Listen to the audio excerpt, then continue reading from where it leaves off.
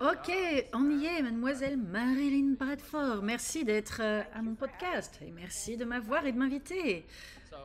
Donc, je te disais avant qu'on commence, en gros, je le faisais sur les addictions et l'alcoolisme, etc. Et je me rends compte qu'au fil des conversations que j'ai eues, les gens cherchaient quelque chose de différent. Donc, je me suis rappelé de quelque chose ce matin qui était... En fait, on a eu une conversation, toi et moi, avant que je sois sobre, et c'était une énorme contribution. On a fait une session toutes les deux, et l'une des choses que tu m'as dit, c'est qu'est-ce que tu désires en fait créer avec ça? Et tu m'as donné des options différentes. Et tu m'as dit, est-ce que tu veux continuer de choisir ce que tu choisis en ayant un résultat différent? Est-ce que tu veux être libre de ça? Ou est-ce que tu veux juste continuer de la même manière et comme tu le fais? Et tu sais quelle était ma réponse? Mais tu sais quelle était ma réponse? Non, toi, tu n'as. Je ne sais pas si je te l'ai dit. Non, non, tu m'as rien dit. Alors voilà la réponse. La réponse, c'était je veux continuer de faire exactement de la même manière, mais je veux un résultat différent, s'il te plaît. Vrai. Et oui. Et donc, voilà. J'ai beaucoup de reconnaissance parce que voilà, c'est l'une des choses auxquelles on ne s'attend pas, hein. Je me souviens de cette conversation, en fait, hein. Oui, moi aussi. Et c'est vraiment intéressant quand on regarde en arrière. Ah là là, je me battais vraiment avec moi-même. J'étais dans le combat permanent. Et on dirait que beaucoup d'entre nous font ça avec les addictions. Oui, c'est vraiment une dissonance cognitive énorme. En gros, je sais que je devrais arrêter, je ne veux pas arrêter, cette réalité dit que je devrais arrêter, mais c'est le seul ami que j'ai. Et ça continue comme ça et encore et encore et encore. Ouais, ça, encore et encore, et oui, et ça tourne en rond. Et tu sais, j'aimerais te poser une question. Les deux lettres qui pourraient créer un débat dans le monde de l'addiction, c'est les AA. Donc j'aimerais te poser des questions là-dessus, parce qu'il y a beaucoup de choses là-dessus, donc les alcooliques anonymes. Et souvent, on a des points de vue sur AA, sur moi, mon voyage avec ça. Vraiment, ça m'a aidé. J'en avais besoin au début. Et je regardais pourquoi. C'est parce que ça m'apportait la structure dont j'avais besoin pour reconnaître ce qui se passait pour moi. Bah, le truc intéressant, c'est que mon expérience et ma conscience avec l'alcool et l'alcoolisme, c'est que ça requiert une structure. Nous créons une structure avec ça. Ah, chaque soir à 17 heures ou tous les dimanches, je vais acheter à 5 heures. Je plaisante. Si seulement je pouvais attendre jusqu'à 17 heures. Et oui, mais tu sais, moi j'ai fait AA pendant 17 ans. Et je dirais qu'à ce moment-là, ça m'a beaucoup aidé au début aussi. Il n'y avait rien d'autre qui existait, hein. Alors, ensuite, j'ai rejoint les femmes pour la sobriété, des choses comme ça. Mais je vais te dire, moi, ce qui m'a vraiment eu dans AA, c'est que mon ex-mari et moi, donc je vivais à Austin à l'époque, on vivait près de San Antonio. On allait à San Antonio un dimanche, c'était à 1 heure et demie de chez nous. Et on devait aller voir, aller faire des musées, aller au brunch. Et il n'y avait rien de spectaculaire, mais on a bu peut-être au moins une bouteille de vin, quoi que ce soit. Donc on était deux à aller au musée, on est rentré à la maison. Et mon mari a fait une sieste. Et moi, je suis allée à l'épicerie le dimanche après-midi. On était au Texas. Et à l'époque, tu pouvais acheter du vin, mais tu ne pouvais pas acheter quoi que ce soit de plus fort. Et donc, il y avait du cherry, c'est un peu plus fort, c'est une sorte de liqueur qui est un petit peu plus forte que le vin. Et je suis rentrée à la maison et j'ai bu toute la bouteille de sherry. Et j'avais entendu parler de AA, j'avais entendu parler des étapes, parce que je n'arrêtais pas de retourner à la cuisine pour boire un peu plus. Et je me suis dit, peut-être qu'en effet, je suis sans puissance là avec ça et j'ai besoin d'aide. Et du coup, ça a été vraiment le truc qui m'a permis de me réveiller. Et ce que j'ai pas réalisé à cette époque-là, c'est que j'étais hyper misérable dans mon mariage et que je ne n'étais jamais moi-même, je ne savais même pas que je pouvais l'être. Et je sais que quand je me suis divorcée, j'ai divorcé de mon mari, il m'a dit, je sais que j'ai jamais été là pour toi, je t'ai jamais considéré dans ce que tu voulais, mais est-ce qu'on peut réessayer? Et j'ai dit, non, je ne crois pas. Et beaucoup des manières par lesquelles je regarde les addictions, c'est comment on se dévalue, comment on diminue notre être et on doit rentrer dans une case et on doit faire ça. Et l'humanoïde, il va faire quoi? Donc beaucoup d'abus.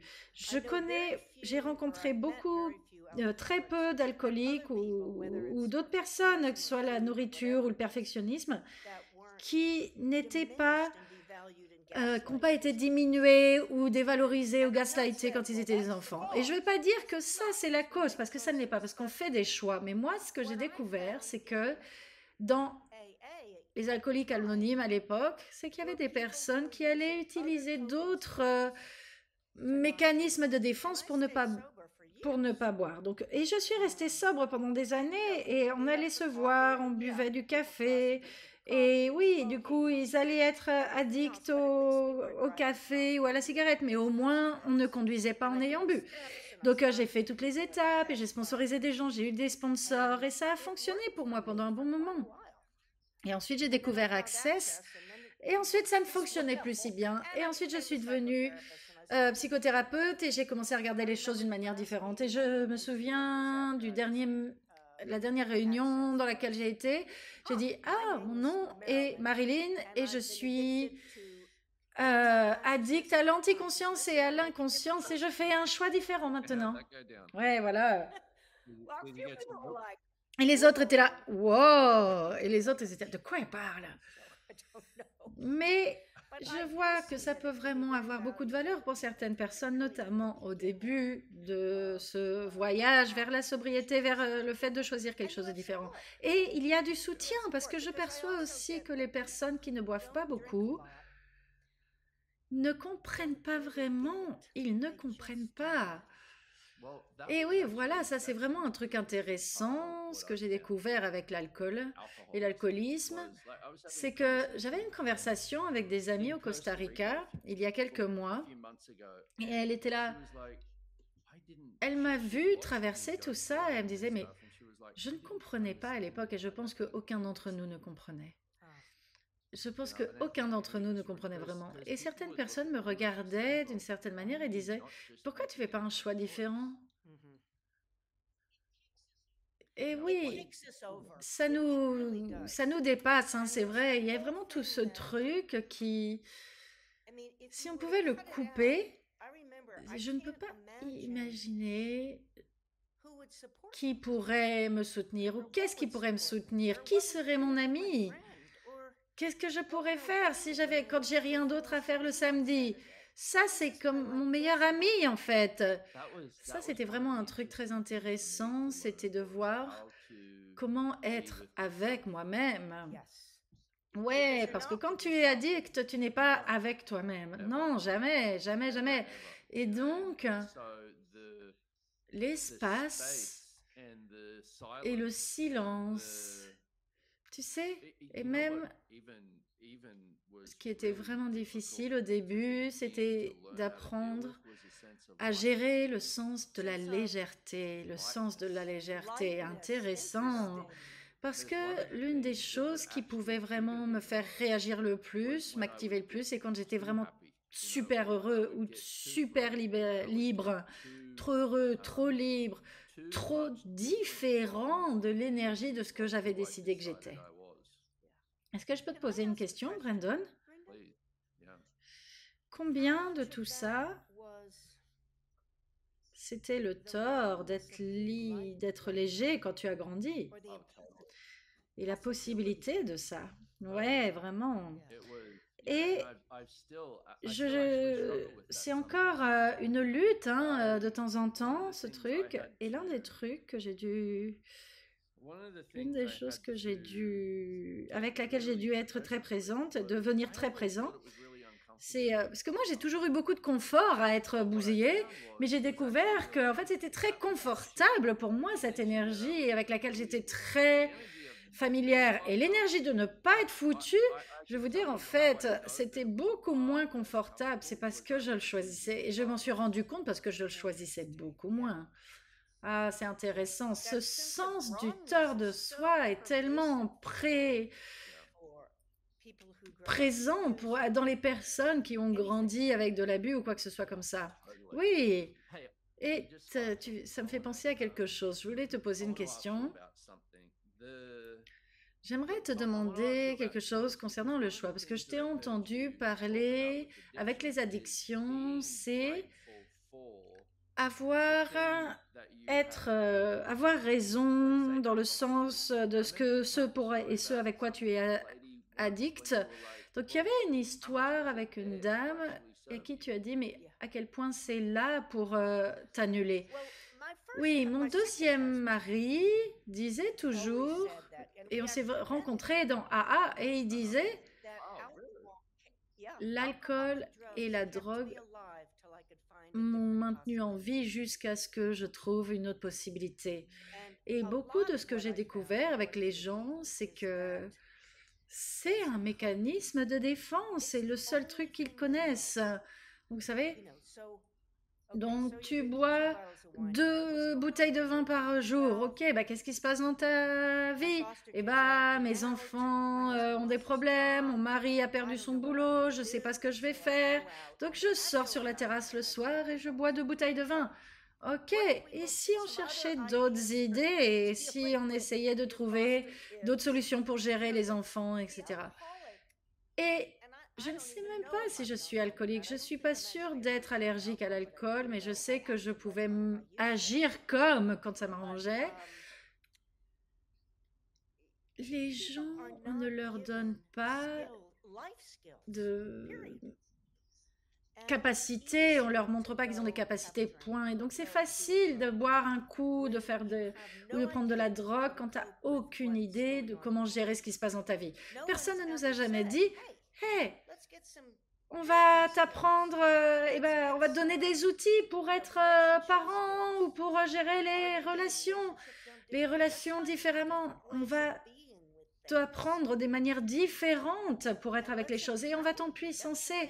Et voilà le truc, la plupart des gens qui ont des soucis, j'ai envie de dire même 99,9999999%, donc 99 000%, ils n'ont aucune compétence du tout parce qu'ils ne savent pas qu'ils ont une autre possibilité.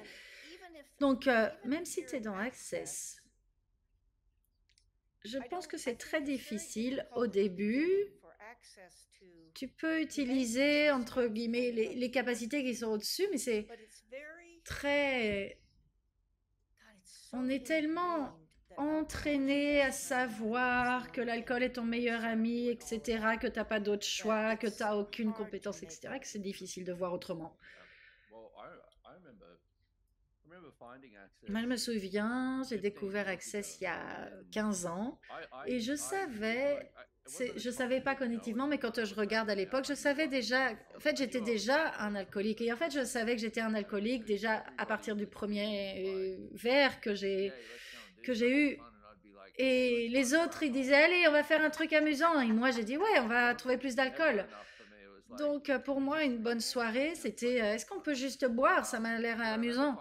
Et je me souviens, j'ai découvert Access et je me suis dit, oh, il y a des gens qui boivent. J'ai trouvé les gens hein, avec qui je peux être. Je peux me cacher même dans les choses que j'ai découvertes qui pouvaient me permettre d'arrêter de me cacher. Et ça, c'était la partie dont je voulais te parler concernant le choix aussi. C'est parce que je vois beaucoup de choses où il y a une séparation qui crée la séparation afin de créer la distance entre toi et ce que tu as décidé qu'était le problème. Dis plus. Alors pour moi c'était l'alcool et il y avait des gens qui disaient alors je peux pas être pro. Alors on me disait bah ne sois pas avec des gens qui boivent de l'alcool, sépare-toi de l'alcool, éloigne-toi de l'alcool, crée la distance qui va pouvoir créer le changement. Et ça ne fonctionne pas. Et ça ne fonctionne jamais. Mais aussi au début, en explorant ça, c'était intéressant parce que maintenant, la partie du choix, c'est que je sais que j'ai le choix de boire ou de ne pas boire là maintenant, mais je sais aussi ce que ça pourrait créer. Et ça, c'est le truc qui, je pense, concernant les gens, il faut qu'ils soient clairs avec qu'est-ce qu'ils désirent avec ce choix, que ce soit se juger soi-même, que ce soit avoir, peu importe l'addiction, que ce soit les réseaux sociaux, la cocaïne, l'alcool, se juger soi-même. Il y a un endroit, c'est en fait, c'est se poser la question, mais qu'est-ce que ça crée dans ma vie? Ouais, vraiment, c'est la volonté d'avoir conscience du futur que ce choix crée. Tous les choix que tu fais aujourd'hui créent ton futur. Et je pense que quand tu dors, quand tu bois, quand tu es un alcoolique, tu dis non, je ne peux pas choisir. Où est-ce qu'il est mon magasin d'alcool? Mais quand tu apprends et que tu parles aux gens de choix, eh ben, tu n'as peut-être pas l'impression d'avoir le choix de pouvoir arrêter l'alcool ou la drogue aujourd'hui, mais tu as le choix de poser des questions et de te demander est-ce que je désire faire un changement? Et dans ce cas-là, tu as le choix de d'explorer ce qui pourrait créer ça. Et à chaque instant, au fil du chemin, tu peux dire ah non, je ne vais pas le faire. Et c'est vraiment une question des 10 secondes d'incrément. Je me souviens parce que tu en parlais et je t'ai entendu dire quand je crois que tu parlais d'alcool et tu dis quand tu vas boire ce verre, pourquoi est-ce que tu n'attendrais pas 20 minutes, 20 secondes ou 20 minutes? Et moi, ce que j'aime avec ça, c'est vraiment une question de ton point de vue, crée ta réalité. Je ne sais pas si on en a parlé, mais j'avais un client. Elle était sobre et elle disait, oh, il y a mes amis qui viennent en ville, on va sortir, on va manger du mexicain. Et là, moi je bois toujours quand je mange mexicain. Et elle faisait pas le elle.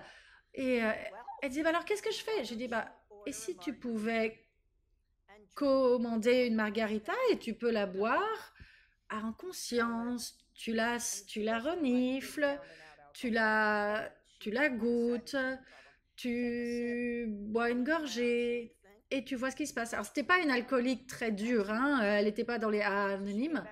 Et elle est revenue la semaine suivante et elle m'a dit, tu sais quoi, Marilyn? J'aime même pas la margarita. Et voilà, vos points de vue créent ce que vous avez décidé qui était votre réalité. C'est pas intéressant ça? Je n'aime même pas les margaritas.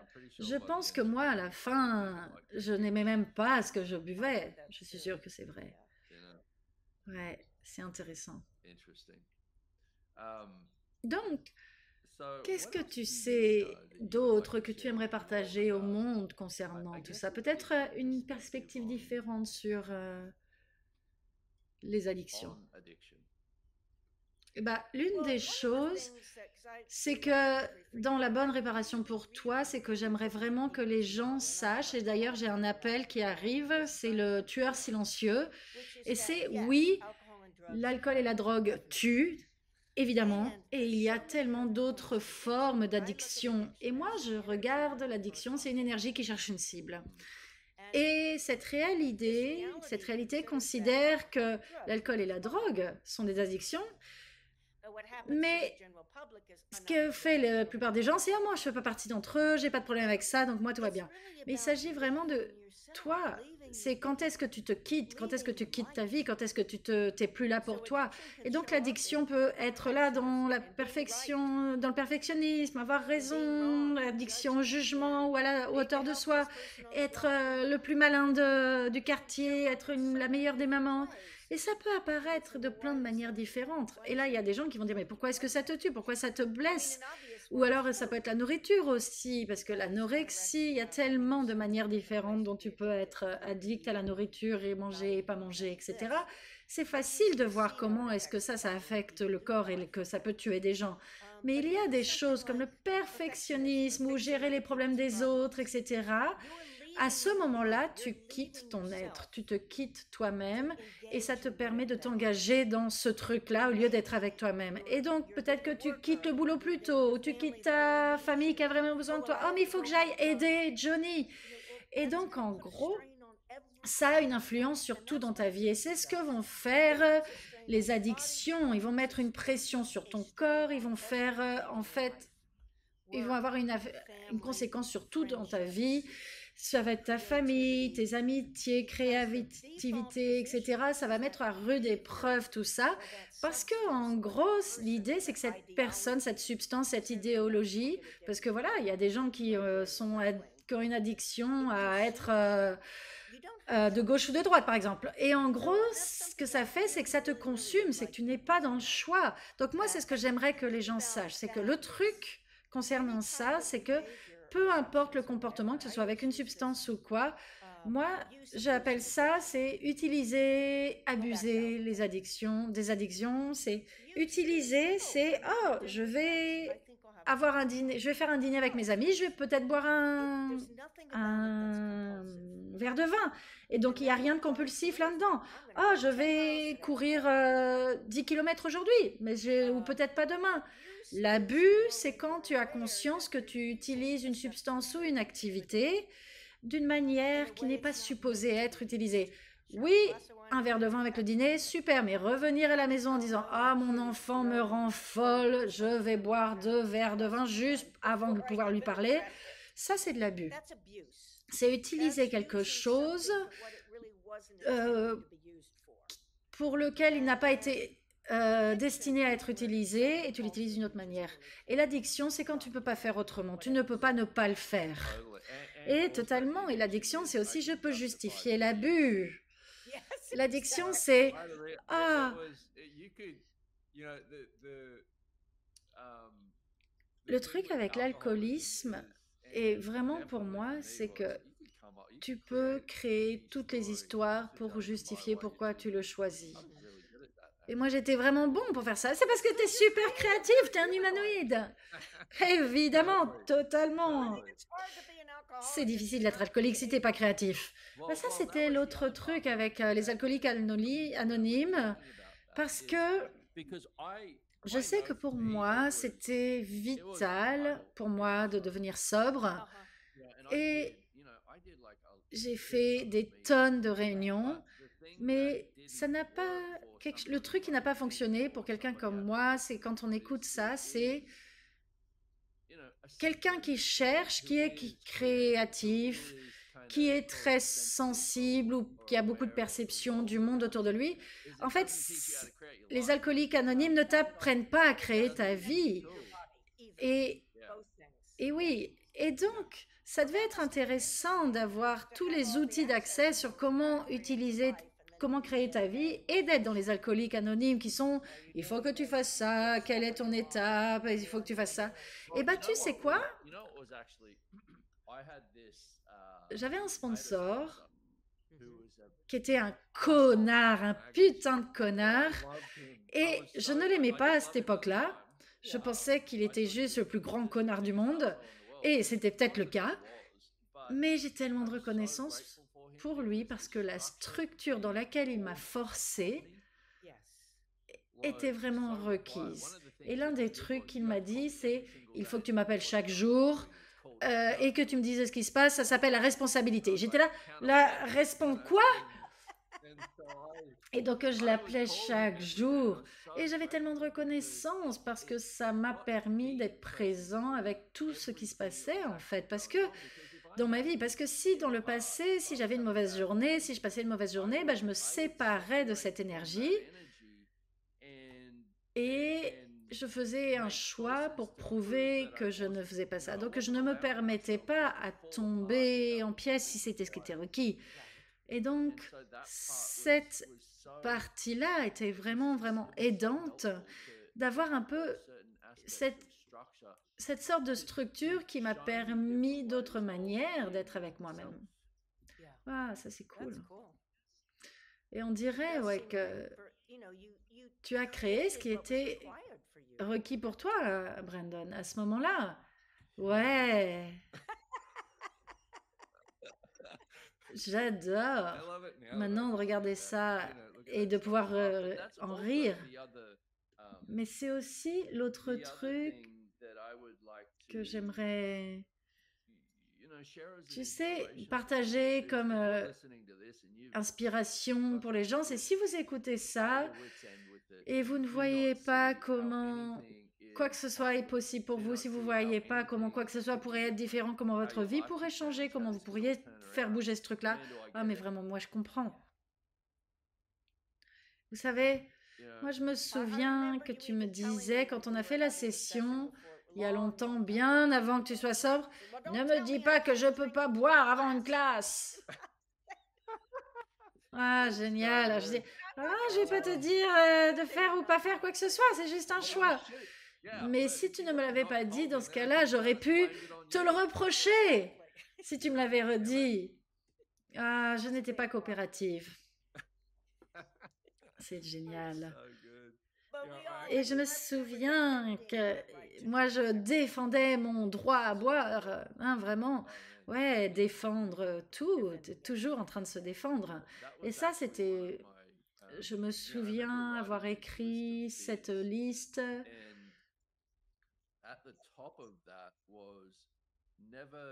de peur. C'était de ne jamais avoir la conscience de ce dont je suis capable. Et alors, comment c'est pour toi maintenant? Ça, c'est continuellement en train de se développer, de changer, celui-là. Mais ouais, j'ai tellement de reconnaissance parce que, vous savez, l'autre truc qui était sur cette liste, c'était d'être dans le monde et d'être sobre. Et d'être moi-même dans le monde en étant sobre. Et ça, waouh. Est-ce que c'est pas intéressant? Tu peux appeler ça une addiction, peu importe, à ne pas être vu. L'addiction à ne pas être vu. Eh bien, c'est que c'était pas sécure. Quand tu as grandi, moi, par exemple, dans mon enfance, ce n'était pas sécure d'être vue. Mes sœurs étaient très visibles et elles avaient toujours plein de problèmes. Et moi, je disais, non, non, moi, je ne fais pas ça. Et je pense qu'il n'y a pas beaucoup de monde qui voit à quel point on a été imprimé et on a des empreintes et on a des schémas qui datent de nos enfances et qui nous affectent encore en tant qu'adultes. Peut-être que tu as fait un choix à 4 ans qui disait c'est pas sécure d'être vu et dans ta 30 ans maintenant et c'est toujours présent. Et ce n'est pas cognitif et c'est complètement un truc qu'on va trimballer. Et un autre truc que j'ai réalisé quand tu dis ça, c'est que j'ai réalisé que une grande partie de, appelle-le comme tu veux, mais une grosse partie de ça pour moi, c'était comprendre ce que je ne pouvais pas comprendre. Comprendre les personnes avec qui j'ai grandi. J'étais là, quoi? Quoi? Oui, c'était vraiment un truc d'être toujours pris par surprise. Et qu'est-ce qui se passe là? Et donc c'est aussi ce qui se passe avec Bonne Réparation pour toi. S'il vous plaît, allez voir les Bonnes Réparations pour vous. C'est donc le site web c'est Right Recovery for You et le site c'est marilynnbradford.com. Mais aussi vraiment le fait de parler de ça, de commencer à aborder, comment tu l'as dit, le fait d'être le conditionnement qui ne fonctionne pas, le fait qu'on a des empreintes. Moi, ce que j'ai découvert, le seul truc que j'ai trouvé qui peut changer ça, c'est le Pock and Pod. C'est Access. Et c'est là où...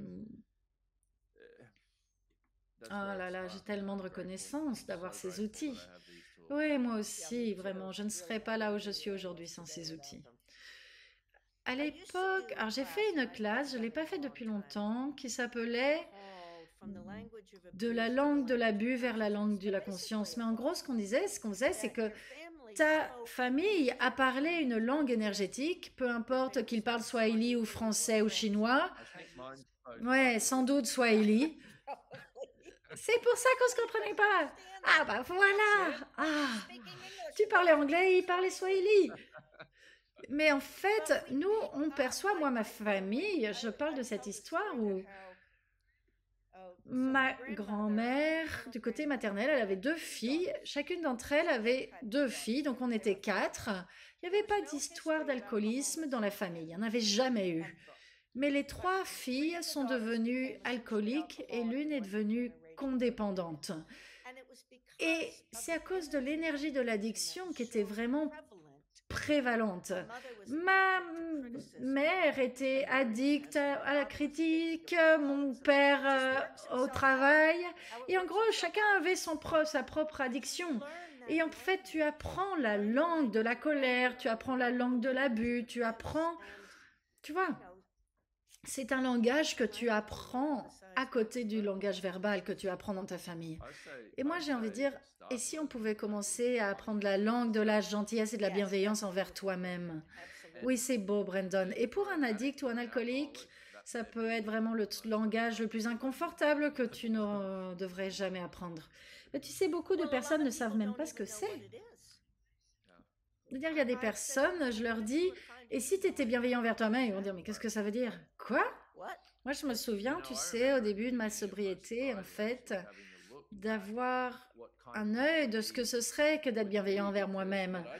Parce que moi, ce que j'utilisais comme gentillesse envers moi-même, c'est laisse-moi éviter tout ce que j'ai jugé qui n'était pas gentil pour les autres.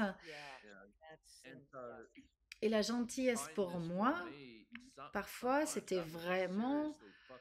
c'était d'être hyper honnête avec moi-même et de dire attends, ça va pas ce que tu fais, et d'être hyper franc et de regarder tous les jugements et de voir tous ces trucs-là et de dire ah, je ne savais pas que c'était ça la bienveillance envers moi-même, c'est d'avoir ce discours musclé envers moi-même. La gentillesse, c'est pas forcément une petite tape sur l'épaule. Ouais, il y a vraiment de la différence entre la gentillesse et la bienveillance ou la complaisance. Donc merci d'avoir été là avec moi. Merci de m'avoir demandé. C'était vraiment une super conversation. J'ai appris beaucoup de choses. Tu sais, tu as tellement contribué. J'ai vraiment beaucoup de reconnaissance pour toi et pour certaines de ces contributions qui sont peut-être passées inaperçues, mais j'aimerais que tu saches que c'était des énormes contributions. Il y a des choses sur lesquelles que je regarde, qui sont passées il y a longtemps, et je me suis dit, ils ont planté une graine. Et donc, merci. Et tu sais, tu es une inspiration, Brandon, vraiment. Les changements que tu fais, et le fait de... C'était assez dramatique à un moment. Oui, j'étais assez dramatique. Et t'as tout changé, t'as créé vraiment beaucoup plus. Donc c'est une super inspiration pour beaucoup de personnes, y compris pour moi. Mais je pense que peut-être ma famille parlait sous l'énergie de Swahili, mais peut-être un peu de vie il y a un peu de latino là-dedans derrière aussi. Un petit peu de traumatisme et de drame. C'est ça. Je t'adore, Marilyn. Merci d'être ici. Regardez les bonnes réparations pour toi et marilynnbradford.com. Merci. Et comment est-ce qu'on peut te toucher et comment ils peuvent te contacter? Ah, je pense qu'ils le savent. Aucune idée. Vous criez, Brandon. Brandon, où es-tu? Brandon, eh bien m'aider. brandonwatt.com. Vous pouvez découvrir aussi sur mon site web. Merci d'avoir écouté.